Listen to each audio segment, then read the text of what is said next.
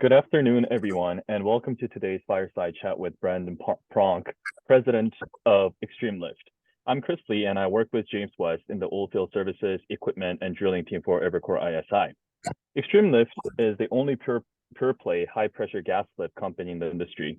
Their team combines decades of industry experience in production engineering, operations and artificial lift with expertise in compression packaging, engineering, and the design that bridges the gap between compression and artificial lift. They deliver a tailored solution for oil and gas operators that addresses the unique challenges faced in producing unconventional wells. Branden is currently president of Xstream Lift and co-founded Xstream Lift in 2020 after working for 10 plus years as a production engineer and technical advisor at large independent oil and gas companies. Branden, thank you for joining me today. Thanks. Glad to be here. So I think we can kick it off here. Can you share with us the origin story of Xstream Lift and the organization's goals and priorities? Yeah, so the origin of Xstream Lift really starts with the genesis of modern high-pressure gas lift in unconventional wells. So in my previous life as a production engineer, in unconventionals, I was dealing with a lot of the organizations I was working for, dealing with a lot of issues with kind of the legacy artificial lift method. So that would be ESP, conventional gas lift, rod pump, things like that. And on the ESP side, we were using ESPs to get really high production rates, produce as much as we could produce, but ESPs and unconventionals really suffered from high failure rates. They're very expensive, and we were looking for an alternative for ESP. So we're experimenting with conventional gas lift, and conventional gas lift, it just really wasn't achieving the production rates that ESPs were. So at operators, you're constantly fighting this battle with management against, hey, we need production, but we need to cut costs. And so you start cutting costs and losing production, and then management tells you we need more production. So you go back to trying to get more production, and costs go up. So it's this, give and take, these things that are a lot of the time mutually exclusive, production and OpEx. And right. So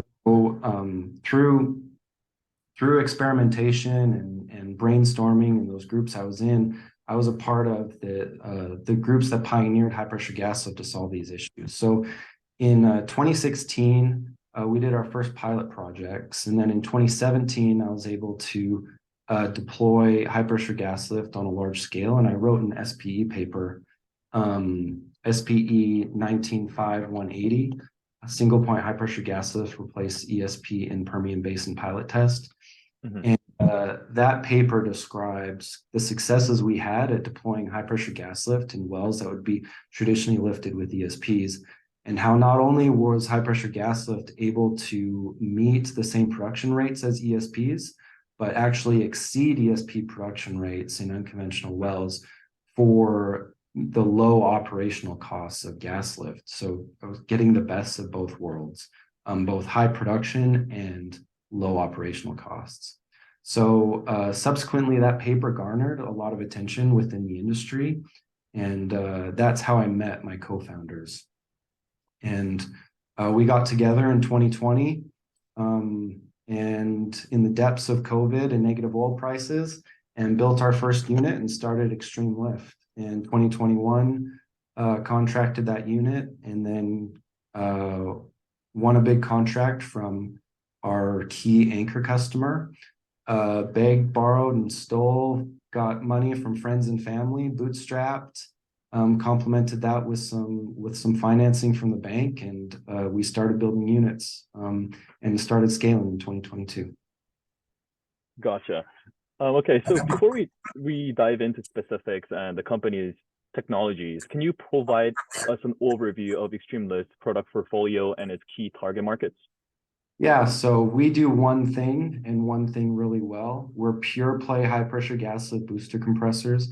We don't build any other compression. We just build these very unique and very specific compressors. In the intro you mentioned, our goal is to bridge the gap between between compression and artificial lift. Traditionally, the compression industry or compression companies and artificial lift companies have been completely separate, even though compressors are feeding downhole gas lift. Those two, groups or those two companies, organizations, they don't ever speak to each other. So what we're doing is we're bridging the gap and turning compression into artificial lift and providing expertise from bottom hole all the way to surface to make these projects successful. So we're based and focused in the Permian Basin of West Texas and Southeast New Mexico. And our high pressure gas lift booster compressors are used primarily for a few main things. Number one is early in the life of the well to clean up sand and solids production, to take advantage of the high productivity of the well early in life and achieve really high production rates.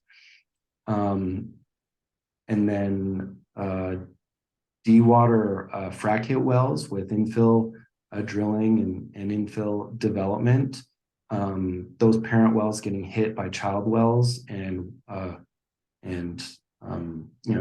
increases in bottom hole pressure, huge amounts of water and having to dewater those wells. That's another huge application for us, as well as EOR huff and puff on older wells, secondary recovery and unconventionals, and helping with flaring mitigation. So those are the big categories where we're really focused. Gotcha.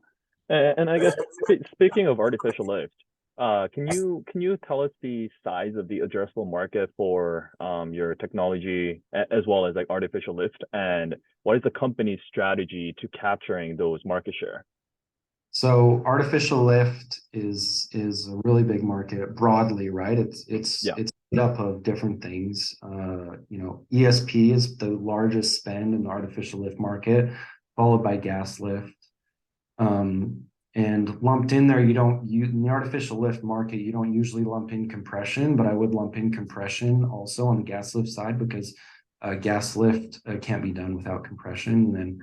And then to a lesser extent, you have on the back end with older wells, rod pump and plunger and all that stuff. So where high pressure gas lift comes into play is it's competing and it's taking market share from both the ESP market and the more conventional traditional gas lift market. So we're currently focused, in the Permian Basin, like I said before, and we're increasingly getting inquiries from across the U.S. and internationally, and we will move into those markets when the time's right. Right, makes sense. What are the competitive advantages of Xstream Lift's high pressure gas lift compared to other options that you described, such as the ESP, as well as other gas lift solutions?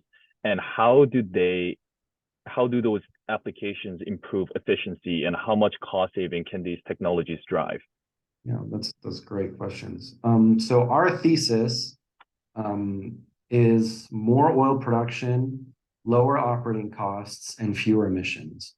So more oil production using high pressure gas lift, lower operating costs with our Scout ULM booster compressor package, and fewer emissions with our patented Ultra Low Methane or ULM technology. So ESPs are really good at producing really high volumes of fluid, but because they're extremely complicated electromechanical machines that are deployed 1 to 2 miles underground with a 1 to 2 mile essentially extension cord powering those, and you have all these characteristics of unconventional wells that make them really difficult environments for ESPs. ESPs suffer from reliability issues, and so they're expensive, to replace and expensive to maintain and operate. So some of those things, some of those really difficult characteristics are, severe wellbore deviation from drilling multi-well pads and trying to achieve well spacing with long reach laterals. sand and solids production from the frac and plug parts from drill out, right? High initial well productivity and high initial production rates, followed by really steep production declines and kind of hyperbolic style declines that make it hard to size pumps, for the long run. And then these wells, the GOR, gas to oil ratio, increases over time and produces more gas, which is not good for ESPs. They do not do well with gas. Right. Run lives are actually inversely proportional to the GLR of the fluid that they're producing. So the more gas you're producing relative to fluid, the lower your run life is going to be. And then the oil field suffers from poor electrical infrastructure and distribution because of the remote areas where we generally develop oil and gas don't have a lot of robust electrical infrastructure, and that electrical infrastructure development lags pretty far behind oil and gas, drilling and completions. And so ESPs, electrical is the first word in ESP, right? So yeah, you need electricity to be able to power them. And so the oil field runs off a lot of generators, and a lot of the infield electrical infrastructure can have power quality issues and brownouts and things like that. So all those things contribute to the decrease in reliability for ESPs. Now, conventional gas lift, on the other hand, is really great at handling a lot of these challenging things. Like, conventional gas lift handles sand and solids production real well. It does well at handling, large production down to small production, those production declines. It does really well with wellbore deviation, because you're not deploying a cable that can get damaged or anything. It doesn't really care what the deviation looks like in the well. And then on the infrastructure side, generally you're powering compression with wellhead gas. Increasingly, you have more electrical compression nowadays, but that if that infrastructure is not there, that's not a big deal, because you're generally powering, these engines with gas from the facility or gas from the wellhead. And so gas lift really sounds like it should be a lot better artificial lift method from conventionals, but where conventional gas lift really struggles is achieving really high production rates. And then when wells on gas lift get frac hit and they load up with water and the bottom hole pressure increases, they do really, really poorly at dewatering those wells and getting those wells back to where they were before the frac hit. So high pressure gas lift is really kind of a silver bullet for all these scenarios, where you take all the pros, all the strengths of conventional gas lift, and then all the strengths of ESP. So you have a really robust system that does really well in these challenging environments, but it's also able to match ESP rates or even exceed ESP rates in most cases, and really get the best of both worlds. Gotcha. Can you also give us an idea of what you're doing in the ESG space, such as the Ultra Low Methane technology that you guys leverage? Yeah, so our packages are called Scout ULM. ULM stands for Ultra Low Methane, and that's our patented emissions technology. Now, ULM fights fugitive methanes, and it does this in four ways. Number one, it eliminates fugitive methane, or where it can. So it eliminates the use of processed gas on startup. It eliminates the need to blow down units to atmosphere for starting and loading procedures, and then eliminates the use of processed gas for pneumatic controls. Secondly, what it does is it captures fugitive methane emissions. So it captures fugitive methane emissions off of the compressor frame itself, and then off of the engine crankcase as well, and then redirects those captured fugitive methane emissions back to the intake of the engine to be used as fuel. And then the fourth thing it does is it reduces total emissions of the package. So one of our gas-driven packages with the ULM package on it, with our ULM technology, reduces our total scope 1 and scope 2 CO2e to within 3 to 8% of what it is on an electric motor drive. And then in instances where we pair our ULM technology with an electric motor drive, it essentially reduces all combustion emissions and all fugitive methane emissions to near zero. And then the fourth thing we do is we have both skid mounted packages and trailer mounted packages. And on those trailer mounted packages, they really offer themselves to sustainable operating practices. So our trailer mounted packages don't require semi trucks or cranes to mobilize or demobilize and move. Our trailer mounted packages can be moved with an F550 or a Ram 5500, something in that pickup truck class. Yeah. And it just is on a gooseneck and hitches up to the truck, and we can pick it up and drive to the next location. And it really eliminates, all the emissions associated with big trucks and cranes and things like that. Gotcha. Is there any new technology that can compete against Xstream Lift's HPGL technologies? Maybe can we talk about the competitive landscape in land drilling and how Xstream Lift faces competition? Yeah, so in a lot of ways, a high pressure gas lift can sound too good to be true. It takes the best things of ESP and the best things of gas lift and combines them, and you're able to get more production for lower operating costs.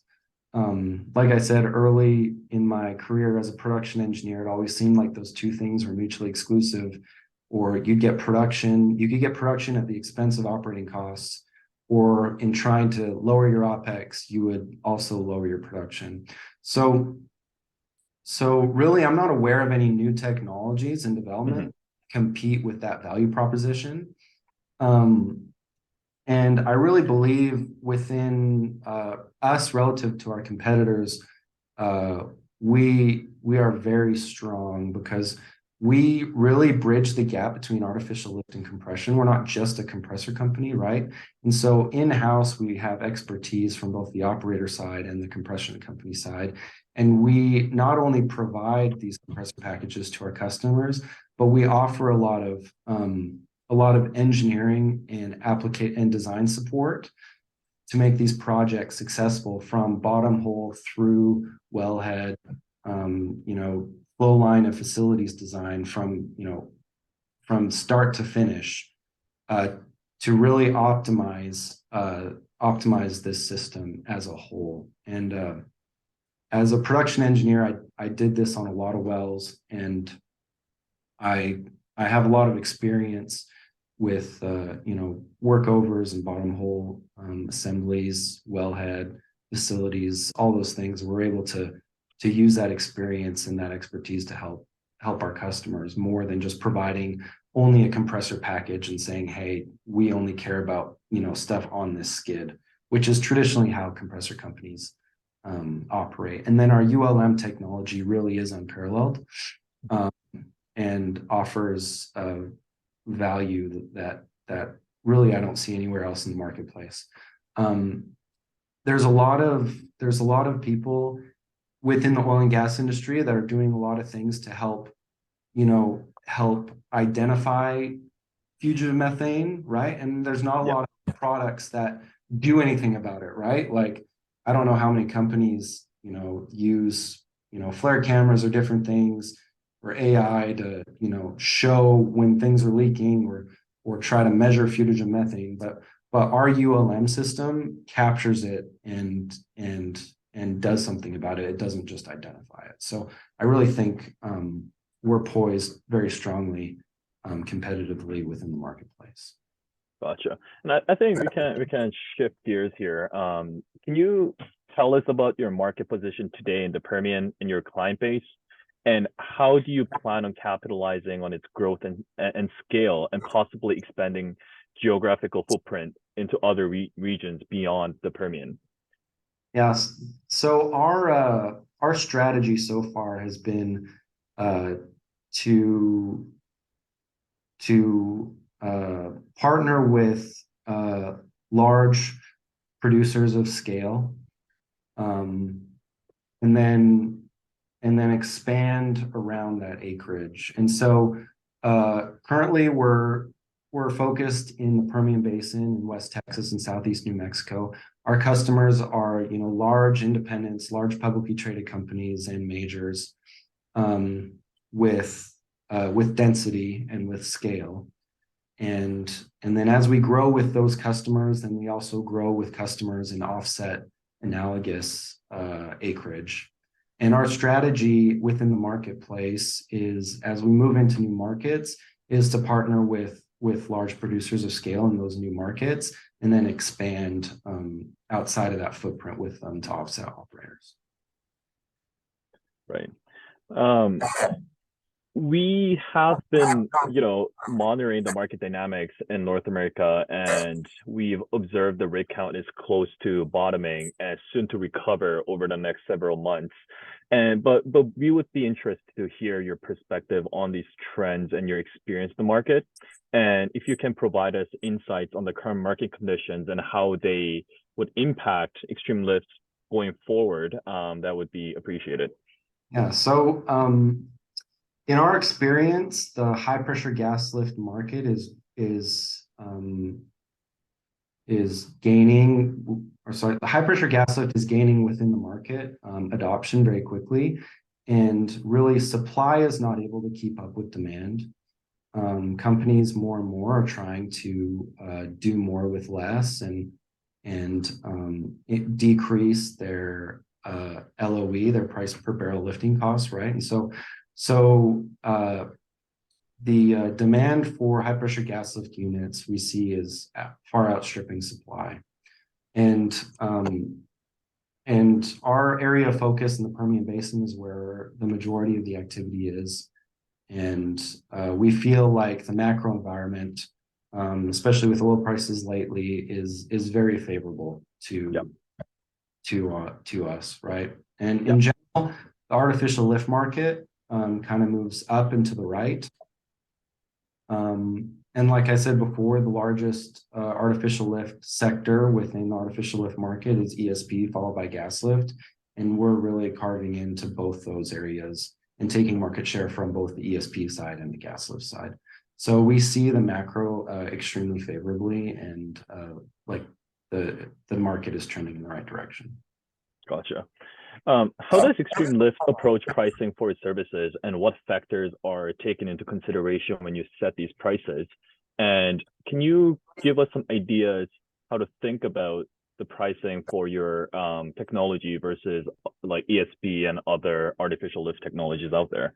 Yeah, so like I touched on before, the supply and demand dynamics have been very positive for us and have definitely had a positive effect on our monthly lease rates. Our business model is generally like traditional compression, where this is a lease model where we build the units and we lease these units to operators at a monthly lease rate secured by a longer term contract.